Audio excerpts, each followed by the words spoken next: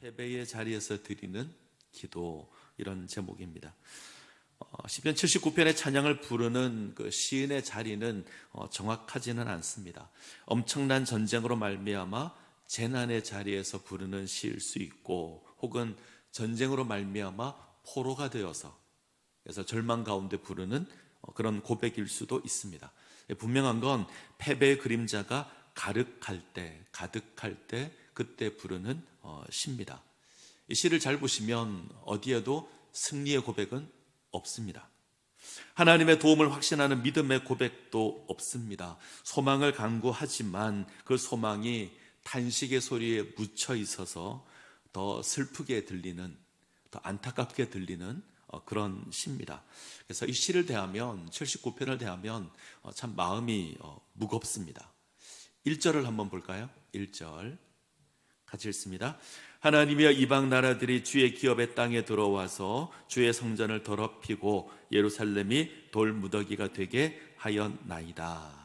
아마 이 내용을 보면 BC 586년 바벨론의 느부갓네살 왕에 의해서 남유다가 망했을 때, 그때가 배경인 것 같습니다. 바벨론에 그친 군대가 하나님의 약속의 땅을 유린합니다. 예루살렘이 무너져서 돌무더기가 되었습니다. 거룩한 하나님의 성전이 더럽힘을 당합니다. 하나님의 이름으로 부름을 입은 다윗의 왕조가 완전히 무너졌습니다. 자, 2절과 3절을 볼까요?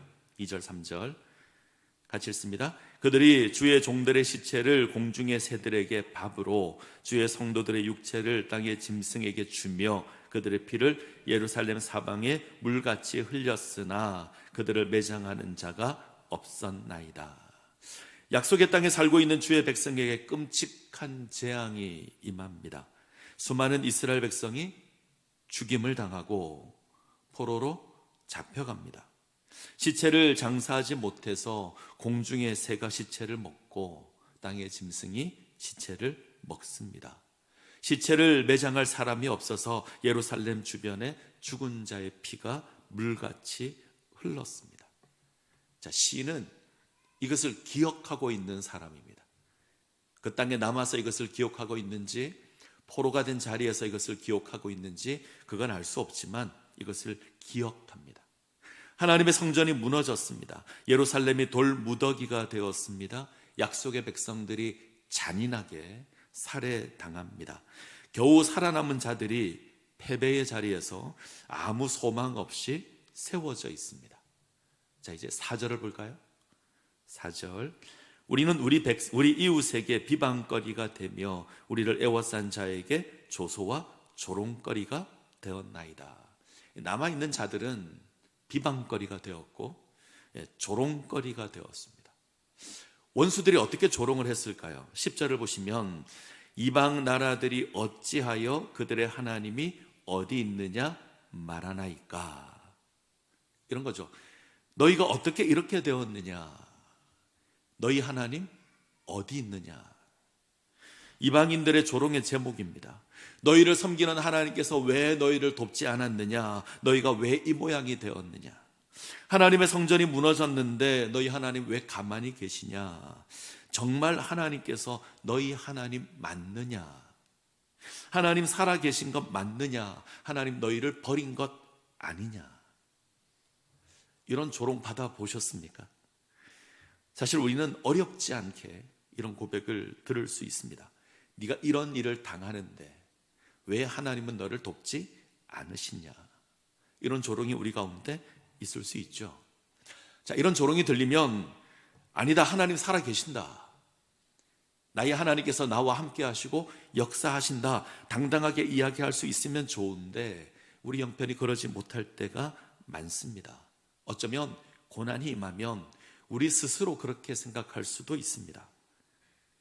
우리가 하는 일이 실패하면, 우리 건강이 무너지면, 병원에서 진료를 받았는데 끔찍한 의사의 선고가 있으면, 사람과의 관계가 무너지면, 때때로 내가 도망자가 되면 아마 우리는 스스로 이렇게 고백할 겁니다. 하나님 나를 버리신 것 아닌가?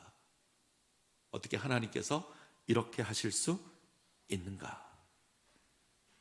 이런 상황에서 우리가 할 수 있는 게 뭘까? 뭘 해야 될까? 자, 이 물음에 대한 답이 79편입니다. 우리가 끔찍한 고난의 자리에서 해야 될 일이 있다면 단식입니다. 오늘 시인은 하나님께 탄식하고 있습니다. 13절의 시인데 13절을 제외하고 모든 내용이 탄식입니다. 시인은 오늘 자신이 서 있는 절망의 자리에서 하나님께 묻고 또 묻습니다. 하나님께 탄식하고 또 탄식합니다. 우리가 해야 될 일이 이겁니다. 우리가 살아가는 삶에는 고난이 가득합니다. 감당하기 힘든 재앙이 임할 수도 있고 어려움이 임할 수도 있습니다. 근데 우리는 이 문제에 대한 답을 모릅니다. 우리는 우리가 당하는 일에 대한 답을 정확히 알지 못합니다. 때로는 우리가 죄를 지어서, 우리가 잘못을 해서 하나님께서 심판하는 것일 수도 있습니다. 때로는 우리를 연단시키기 위해서 하나님께서 고난을 허락할 수도 있습니다. 때로는 어떤 하나님의 목적을 이루기 위해서, 하나님의 뜻을 이루기 위해서 하나님께서 고난을 허락할 수도 있습니다. 어쩌면 이 세 가지가 다 있을 수도 있죠. 우리의 죄 때문에, 때로는 우리를 연단시키기 위해서, 때로는 하나님의 뜻을 이루기 위해서, 다 복합적으로 작용할 수도 있습니다. 분명한 건 우리가 답을 다 알지 못합니다. 제가 볼 때 오늘 시인도 답을 다 모르는 것 같습니다. 자신에게 왜 이런 일이 임하는지, 우리 민족에게 왜 이런 일이 임하는지 잘 모르는 것 같습니다. 왜 예루살렘이 무너지고 하나님의 성전이 무너지는지, 왜 주의 백성이 이처럼 무참히 살해되어야 하는지 정확한 답을 모릅니다. 자, 5절 한번 볼까요? 5절 같이 읽겠습니다. 여호와여, 어느 때까지니까? 하나님, 언제까지 이러실 겁니까? 하나님, 영원히 분노를 그치지 않으실 겁니까? 이런 원망의 탄식을 합니다. 이건 문제에 대한 답을 구하는 거죠. 왜 이렇게 하셨습니까? 자, 이런 탄식이 이 시에는 가득합니다. 자, 시인의 다른 고백들을 고백하면 이런 겁니다. 분노를 쏟으시려거든 저 이방 원수들에게 쏟으십시오. 저들이 모든 것을 무너뜨렸습니다. 혹시 우리 조상이 죄를 지었다면 하나님 이제는 잊으십시오. 그리고 우리를 구원해 주십시오. 저 비아냥거리는 원수의 입을 막아주십시오. 저 비방을 7배나 하나님 갚아주십시오. 이 시는 사실 원수를 향한 저주에 가깝습니다. 그리고 기도가 아주 거칩니다. 사실 단식의 기도가 고상할 수는 없죠. 죽음의 자리에서 살려달라는 자의 기도가 격식을 차리고 정중할 수는 없는 법입니다. 그만큼 시는 다급합니다. 원망의 마음을 그대로 쏟아냅니다. 하나님, 어떻게 이렇게 하실 수 있습니까? 하나님, 왜 우리에게 이런 고난 주십니까? 차라리 저 원수를 하나님 심판하십시오. 저 원수를 무너뜨려 주십시오. 아주 거친데 저는 이 거친 기도가 가장 정직하다는 생각을 합니다. 마음 있는 그대로 하나님께 고백하는 겁니다. 저는 때때로 우리의 신앙이 너무 고상하지 않은가 이런 생각을 합니다. 우리의 신앙이 너무 고상하다. 힘들고 어려운 일이 있는데, 속상한 일이 있는데, 나의 삶은 무너져 내리는데 우리는 마치 교회에서 아무런 일이 없듯이, 아무런 문제 없는 것처럼 행동을 합니다. 괜찮은 것처럼. 왠지 힘든 척하면 안 될 것 같고, 왠지 문제가 있는 티를 내면 안 될 것 같습니다. 그래서 고상한 척합니다. 근데 고상한 건 신앙이 아닙니다. 하나님께서 우리의 고상함을 원하실까? 우리 아버지 되신 하나님께서는 우리가 고상함을 지니고 있는 것을 대견하게 생각하실까? 아닐 겁니다. 하나님은 있는 그대로 나아오기를 원하십니다. 속상한 마음 그대로, 탄식하는 마음 그대로 하나님께 나아오기를 원합니다. 어쩌면 원망의 마음 그대로 하나님 앞에 서기를 원하십니다. 그렇게 하셔도 괜찮습니다. 긍휼이 많으신 하나님께서는 그런 마음까지도 붙들어 주실 겁니다. 가만히 안아주실 겁니다. 우리의 손을 잡아주시고 괜찮아 그러실 겁니다. 그래서 저는 탄식이 하나님 앞에 세워지는 정직한 기도라고 생각합니다. 시편에는 탄식시가 많습니다. 고난의 자리에서 원망하는 건데 이런 거죠. 어느 때까지니까? 어느 때까지 나를 잊으시나이까? 어찌하여 나를 버리시나이까? 이런 탄식이 굉장히 많습니다. 우리는 이런 시를 대할 때마다 그런 생각을 하죠. 어떻게 이렇게 기도할 수 있는가? 감히 하나님 앞에 이렇게 무례하게 고백할 수 있는가? 그런데 시편에는 이런 탄식시가 정말 많습니다. 숫자를 정확히 헤아리기 어렵지만 적어도 150편 가운데 60편 이상이 탄식시입니다. 3분의 1 이상이 탄식시입니다. 시편 3개가 있으면 그 중에 하나는 탄식시입니다. 성경에 탄식시가 가득한 건 이것이 신앙의 정당한 모습이기 때문에 그렇습니다. 우리 인생은 하나님을 향해서 탄식할 수밖에 없습니다. 인생이 그렇습니다. 고난이 가득하거든요. 죽음의 두려움이 가득합니다. 슬픔이 가득합니다. 소망을 찾을 수 없을 때가 너무나 많습니다. 그때는 탄식해야죠. 그게 맞는 겁니다. 탄식이 믿음의 고백이기 때문에 그렇습니다. 잘 이해하시면 좋을 것 같습니다. 탄식은 믿음의 반대말이 아닙니다. 하나님께서 살아계시기에 우리는 탄식합니다. 여전히 하나님을 바라보기에 탄식하는 겁니다. 믿음이 없으면 하나님을 찾지도 않고요, 하나님께 따지지도 않습니다. 믿음이 있기에 하나님을 찾고 하나님께 원망도 하고 하나님께 간구도 하는 겁니다. 탄식은 절망의 자리에서 하나님이 없다 선포하는 게 아닙니다. 탄식은 절망의 자리에서 하나님께 묻는 겁니다. 탄식은 하나님과의 관계를 끊지 않겠다는 겁니다. 내 삶이 무너졌는데 그래도 나는 하나님 바라보겠다, 이것을 탄식으로 고백합니다. 그것이 시인의 고백입니다. 저는 이 탄식이 우리 가운데 있었으면 좋겠습니다. 시인은 약속의 땅에서 일어난 재앙에 대해서 하나님께 탄식합니다. 이 탄식에서 주목할 건 시인이 하나님을 향해 탄식하지만 하나님을 부르는 이름이 조금씩 바뀌고 있다는 겁니다. 자, 한번 살펴보죠. 자, 처음에는 하나님이여 이렇게 시작합니다. 자, 1절을 보시면 하나님이여 이방 나라들이 주의 기업의 땅에 들어와서 이렇게 시작을 하죠. 하나님이여, 원문으로 따지면 엘로힘 그럽니다.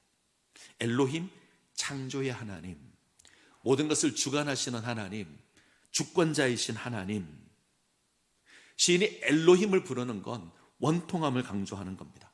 하나님께서 모든 것 창조하셨고 모든 것 다스리시는데 왜 우리에게 이런 일이 있습니까? 하나님께서 당신의 뜻을 이루어 가시는데 어떻게 우리가 이런 일을 맞이할 수 있습니까? 이런 원통함의 탄식이 있습니다. 동시에 소망도 있죠. 왜 이런 일이 일어났는지 알 수 없지만 하나님께서 당신의 뜻을 이루어 가신다면 이 상황 바꾸실 거다, 이에 대한 믿음도 있습니다. 그 믿음으로 엘로힘을 부릅니다. 자, 두 번째는 여호와여 이렇게 부릅니다. 5절을 볼까요? 5절, 여호와여 어느 때까지니까? 여호와는 이스라엘과 언약을 맺은 하나님의 이름입니다. 온 세상을 창조하시고 주관하시는 그 하나님께서 특별히 이스라엘을 택하여서 이스라엘과 언약을 맺습니다. 나는 너희의 하나님이 되고 너희는 내 백성이 되리라, 이 언약을 맺습니다. 이스라엘의 하나님이 되십니다. 이 하나님의 이름이 여호와입니다. 시인이 여호와의 이름을 부르는 것도 원망의 의미가 있죠. 이스라엘의 하나님께서 어떻게 이스라엘을 버릴 수 있습니까? 이런 원망이 있습니다. 동시에 소망도 있죠. 하나님께서 이스라엘과 맺은 언약을 기억합니다. 하나님께서 이스라엘과 언약을 맺으셨는데 그 언약 기억하시고 이스라엘을 회복시켜 달라는 겁니다. 하나님께서 분명히 특별한 계획을 가지고 이스라엘을 부른 거라면 그 언약 기억하사 다시 회복시켜 달라는 겁니다. 하나님께서 이스라엘을 사랑하셔서 택하셨다면 그 사랑 잊지 마시고 회복시켜 달라는 겁니다. 이것이 여호와, 여기 담겨 있는 고백이고요. 자, 세 번째, 시인은 구원의 하나님을 부릅니다. 자, 9절을 같이 보죠. 9절 같이 읽습니다. 우리 구원의 하나님이여 주의 이름의 영광스러운 행사를 위하여 우리를 도우시며 주의 이름을 증거하기 위하여 우리를 건지시며 우리 죄를 사하소서. 자, 이제 시인이 하나님을 구원의 하나님 이렇게 부릅니다. 이것이 하나님의 회복을 소망하는 시인의 간구입니다. 온 세상을 창조하시고 주관하시는 하나님의 이름을 불렀습니다. 이스라엘과 언약을 맺은 여호와의 이름도 불렀습니다. 이 속에서 시인이 확인한 건 구원에 대한 소망이 하나님께 있다는 것을 압니다. 천지를 창조하신 하나님께서 건지셔야 되고 이스라엘을 택하신 하나님께서 건지셔야 됩니다. 그래서 그 하나님을 구원의 하나님 이렇게 부르는 겁니다. 지금 주어진 절망의 상황을 바꿀 수 있는 건 오직 하나님입니다. 이스라엘에게는 힘이 없습니다. 바꿀 수 있는 능력도 없습니다. 때문에 구원의 하나님을 고백하며 하나님의 구원을 소망합니다. 우리 구원의 하나님이여 우리를 도우소서. 우리 구원의 하나님이여 우리를 건지소서. 천지를 창조하시고 운행하시는 하나님, 이스라엘을 택하고 언약을 맺으시는 여호와 하나님, 절망의 자리에서 구원하시는 구원의 하나님. 자, 지금 시인은 탄식하고 있지만 하나님의 이름을 부르면서 소망으로 갑니다. 천지를 창조하신 하나님을 기억하고 있고 이스라엘과 언약을 맺은 그 여호와 하나님을 기억하고 있고 우리를 건지실 구원의 하나님을 기억하고 있습니다. 자, 이게 탄식입니다. 자, 탄식은 그냥 불평불만을 쏟아내는 게 아닙니다. 하나님 살아계심을 알기에, 하나님이 나의 하나님이신 줄 알기에, 하나님께 소망이 있음을 알기에 그 하나님 앞에 가서 탄식하는 겁니다. 하나님 언제까지입니까? 왜 이러십니까? 왜 나를 모른 척 하십니까? 탄식은 하나님을 알기에 드릴 수 있는 믿음의 기도입니다. 우리의 모든 것이 하나님과 관계되어 있기에 드릴 수 있는 기도가 탄식의 기도입니다. 자, 조금 더 자세히 한번 볼까요? 자, 1절, 2절 다시 한번 보죠. 1절, 2절 같이 읽습니다. 하나님이여 이방 나라들이 주의 기업의 땅에 들어와서 주의 성전을 더럽히고 예루살렘이 돌무더기가 되게 하였나이다. 그들이 주의 종들의 시체를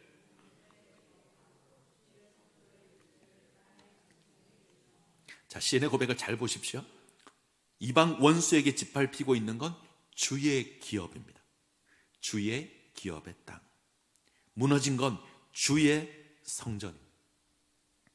주의 종이자 주의 성도들이 비참하게 죽임을 당합니다. 지금 시인은 모든 걸 하나님과 연결시켜 놓고 있습니다. 지금 하나님과 관계된 모든 것들이 무너지고 있습니다. 하나님의 이름으로 정의된 모든 것들이 무너지고 있습니다. 하나님의 이름으로 불리는 백성들이 비참하게 죽임을 당하고 있습니다. 지금 하나님의 기업이 무너지고 있습니다. 지금 하나님의 성전이 더럽혀지고 있습니다. 지금 하나님의 종들이 죽임을 당합니다. 지금 시인은 이거 고백합니다. 하나님의 이름이 무너지는 겁니다. 하나님의 이름이 욕되게 되는 겁니다. 때문에 하나님 일어나셔서 구원해 주십시오. 하나님의 이름이 욕되고 있습니다. 당신의 이름을 위해서 우리를 회복시켜 주십시오. 자, 9절로 갈까요? 9절 같이 읽습니다. 우리 구원의 하나님이여 주의 이름의 영광스러운 행사를 위하여 우리를 도우시며 주의 이름을 증거하기 위하여 우리를 건지시며 우리 죄를 사하소서. 주의 이름의 영광스러운 행사를 위하여, 주의 이름을 증거하기 위하여. 철저히 하나님을 바라보는 시인입니다. 우리에게는 소망이 없습니다. 우리에게는 능력 없습니다. 하나님이 건지셔야 합니다. 하나님 당신의 이름을 위해서 우리를 건져 주십시오. 지금 당신의 백성이, 당신의 기업이, 당신의 성전이 무너지고 있습니다. 당신의 이름을 위해서 우리를 다시 회복시켜 주십시오. 하나님께서 모든 것이 황폐한 그곳에 하나님의 이름을 다시 두실 겁니다. 다시 회복시키실 겁니다. 이사야가 이것을 아주 유명한 찬송으로 고백을 합니다. 자, 이사야 53장 5절을 볼까요? 우리가 잘 압니다. 같이 읽습니다. 그가 찔림은 우리의 허물 때문이요 그가 상함은 우리 죄악 때문이라. 그가 징계를 받음으로 우리는 평화를 누리고 그가 채찍에 맞음으로 우리는 나음을 받았도다. 절망 가운데 부르짖는 우리의 외침을 하나님 외면하지 않으십니다. 그리고 그 절망의 자리에 하나님께서 구원의 십자가를 세우십니다. 참 하나님의 이름 대신 예수 그리스도께서 이 땅 가운데 오시고 우리의 절망을 감당하십니다. 절망의 십자가를 지시고 죽으시고 죽음에서 부활하심으로 우리에게 생명을 허락해 주십니다. 이것으로 하나님의 이름을 선포합니다. 우리에게 그런 구원이 주어졌습니다. 우리의 모습을 그대로 생각해 보시죠. 우리는 허물과 죄로 죽었습니다. 아무런 소망이 없습니다. 아무런 희망조차 없습니다. 그때 하나님께서 우리를 위해서 그 죽음의 자리에 십자가 세우시고 우리를 구원하십니다. 자, 79편 13절 같이 읽습니다. 우리는 주의 백성이요 주의 목장의 양이니 우리는 영원히 주께 감사하며 주의 영예를 대대에 전하리이다. 하나님께서 이 은혜를 누리게 하실 겁니다. 하나님의 구원으로 말미암아 우리가 다시 주의 백성으로 세워질 겁니다. 주의 목장의 양으로 세워지게 될 겁니다. 이 은혜가 우리에게 있음을 믿으시기 바랍니다. 말씀을 맺겠습니다. 오늘 우리는 패배의 자리에서 드리는 시인의 기도를 살펴보고 있습니다. 모든 것이 사라진 절망의 자리에서 시인은 하나님의 이름을 부르고 하나님께 탄식합니다. 우리가 살아가는 이 시대가 탄식이 필요한 때입니다. 우리는 많은 고난 가운데 신음하고 있고 때로는 고통 가운데 힘겨워하고 있습니다. 이때 시인처럼 우리는 하나님을 기억하며 하나님께 탄식해야 합니다. 우리의 탄식은 세상 사람들의 탄식과 달라야 합니다. 하나님을 모르는 인생은 가슴을 치며 아이고 아이고 이렇게 탄식을 할 겁니다. 그 탄식이 아니죠. 하나님께서 살아계심을 알고 하나님을 바라보며 탄식하는 겁니다. 기억하십시오. 예루살렘이 무너져도 하나님 살아계십니다. 하나님의 성전이 무너져도 하나님 살아계십니다. 우리가 무너져도 하나님은 변함없이 살아계십니다. 그 하나님께서 우리를 기억하시고 우리를 사랑하셔서 다시 회복시키실 겁니다. 절망의 자리에, 죽음의 자리에 십자가를 세우신 그 하나님께서 우리가 고난당하는 그 자리에 우리를 부르실 겁니다. 갈보리 언덕의 십자가에서 우리를 부르신 그 하나님, 우리가 탄식하는 자리에서 만나게 될 겁니다. 우리가 하나님의 이름을 부르면 하나님 우리의 이름을 부르셔서 회복시키실 겁니다. 이 은혜를 누리시기를 간절히 소원합니다.